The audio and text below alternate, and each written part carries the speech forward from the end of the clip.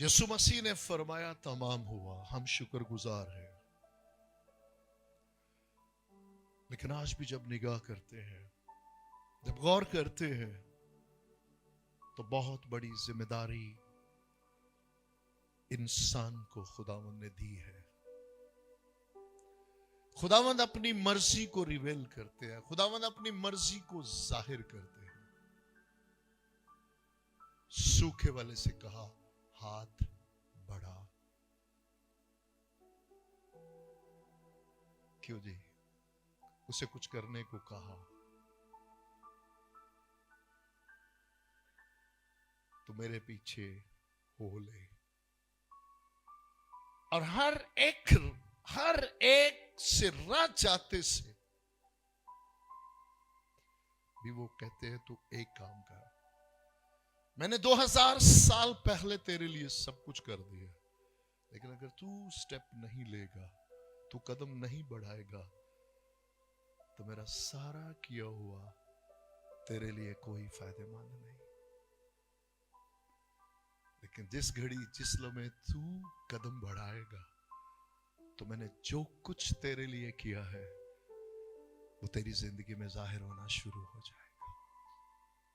और ईमानदारी से अगर हम इस पर गौर करना शुरू करें तो दाढ़े मार के रोएंगे। मैं आपको यकीन से कि अगर आज तक कुछ मैं नहीं ले पाया तो इसमें कतई तौर पर खुदावंद का कोई कसूर नहीं है।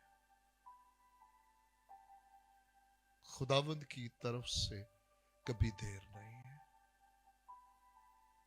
खुदावंद हमेशा वक्त पे आते हैं। ये तीसरी आयत हमने पढ़ी है जिसमें खुदावंद अपने दिल की बात, याद रखिएगा कि बाइबल में बड़ी खूबसूरत तारीख इसमें लिखी है और उसी तारीख के अंदर उसने मुस्तकबिल भी रखा है, उसमें मुकाशफात भी रखे हैं।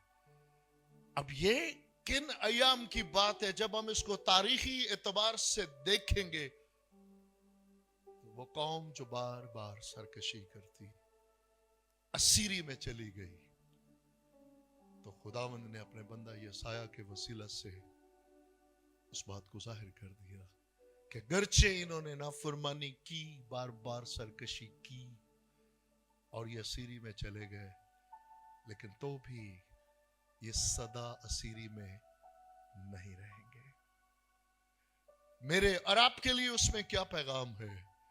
अगरचे जिसे मैंने अपनी शबी पर अपनी मानद बनाया, उसने मेरे कलाम को रद्द किया और वो असीरी में गुनाह की, अबलीस की और मौत की असीरी में चला गया।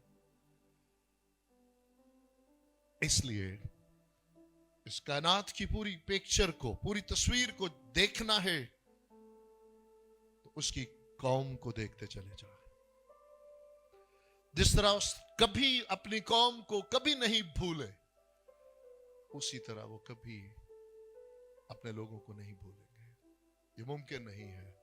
मां, हां शायद मां अपने शीरखार बच्चे को भूल जाए, और आज आप अपनी आंखों से देख रहे हैं जिन चीजों का कभी तस्वर ना था, आज आप वो देख रहे हैं कि माएं कहां जन्म दे के, कहां फेंक के, कहां छोड़ के, कहां चली जाती हैं, लेकिन खुदावंद never and never and never वो कभी भी नहीं भूलता। हमारी नसीहत के लिए चंद बातें हम इसमें से देखेंगे कि खुदावंद हमारे सहरा को अदन बनाना चाहते हैं। वो हमारी जिंदगी के अंदर से जो बंजरपन है उसे निकालना चाहते हैं, लेकिन जो वो हमसे चाहते हैं, जो हमारे जिम्मे है, वो हमें करना है। खुदावंद चाहते हैं, वो कहते हैं कि ये तुम्हारा काम है, ये तुम करो, क्योंकि मैं तुम्हारी जिंदगी में ये करना चाहता हूं।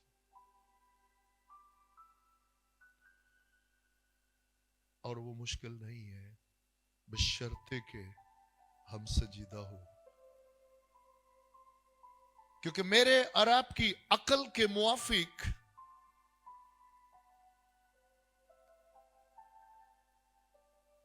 अगर नाबीना पूरी जमात देख रही हो कि एक नाबीना शख्स है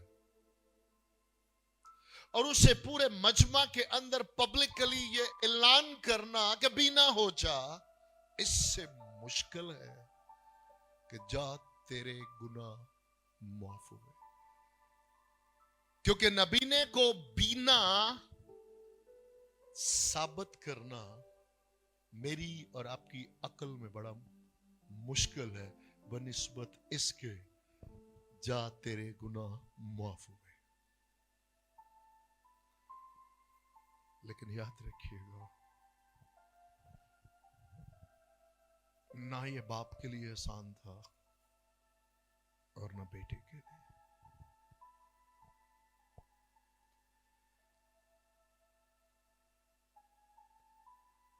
मुर्दों को जिंदा करना, अंधों को बनाई देना, उसके मुकाबले में कुछ भी नहीं था।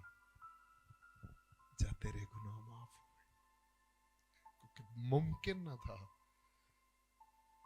कि जब तक वो अपनी जान का फिदिया ना दे, मुमकिन ना था कि जब तक वो सलीब का दुख ना उठाए तब तक किसी के गुनाह माफ हो सकते।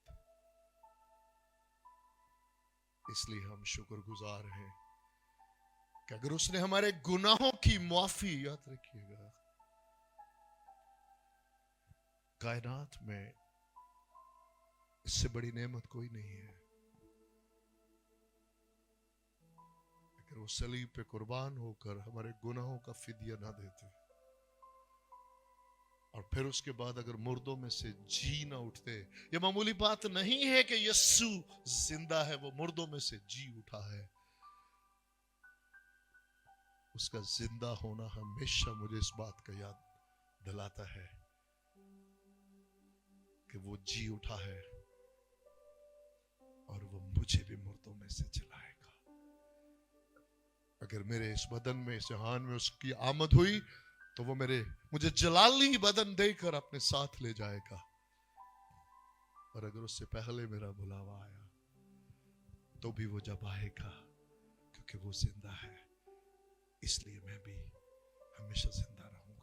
मुर्दों में से मेरे और आपके जिंदा होने का दारोमदार और जिंदा रहने का दारोमदार 100% उसके जिंदा होने पे मुनस्सर है।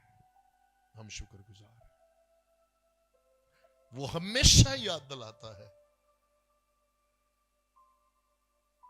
कि अगर एक भी गुनाह, ये काश के हम इसको पल्ले बांध ले ताकि ना कचरा रहे ना मक्खियां आए, कि सिर्फ मेरा और आपका ही नहीं, ये मेरे और आपके जिम्मे है कि हम उन गुनाहों को अपने खाते में रख कर और मक्खियों को दावत देते रहे और गुनाह आलूदा फितरत में जिंदगी गुजार दे, या उस कचरे को हमेशा के लिए खत्म कर दे।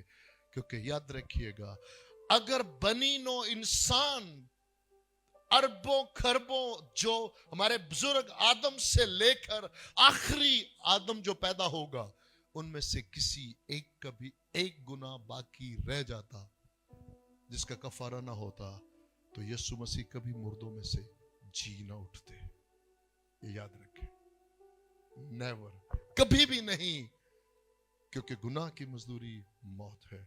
और उन्होंने किसी एक का नहीं, तमाम बनी नो इंसान के गुनाहों का कफारा दिया है। एक गुनाह बाकी रह जाता तो इब्लीस का इख्तियार उनके ऊपर रहता, वो कभी मुर्दों में से जी ना उठते, और वो फिल हकीकत मुर्दों में से जी उठे। और ये हर रोज मुझे इस बात की तकवीयत देता है। अब मेरी अपनी चॉइस है, मेरी अपनी मर्जी है कि मैं रोज उस गुनाह आलूदा फितरत को, इब्लीस को खुद मौका देकर उस पुरानी जिंदगी में चलता चलूं और जिंदगी गुजारता जाऊं, यह मैं नारा लगाकर उसकी नाम को सर बुलंद करते हुए ऐलान कर दूं कि लानती इब्लीस, न तेरा न तेरे गुनाह का और न मौत का मुझ पर कोई इख्तियार बाकी नहीं रहा। ना मैं तेरा गुलाम हूं लानती इब्लीस, ना मैं तेरा गुलाम हूं और ना तेरे गुनाह का, क्योंकि गुनाह को तख्लीक करने वाला तू है, खुदावंद नहीं। इसलिए न तेरा, न तेरे गुनाह का और न उस मौत का मुझ पर कोई इख्तियार नहीं, और ना मैं उसका गुलाम हूं। मैं गुलाम तो हूं,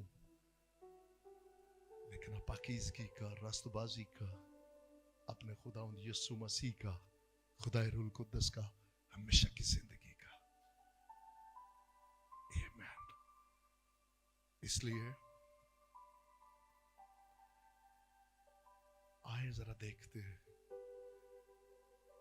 हमें क्या करना है। खुदावंद हमसे चाहते हैं हम वो करें, हम वो करें जो खुदावंद हमसे चाहते हैं, ताकि खुदावंद हमारे सहरा को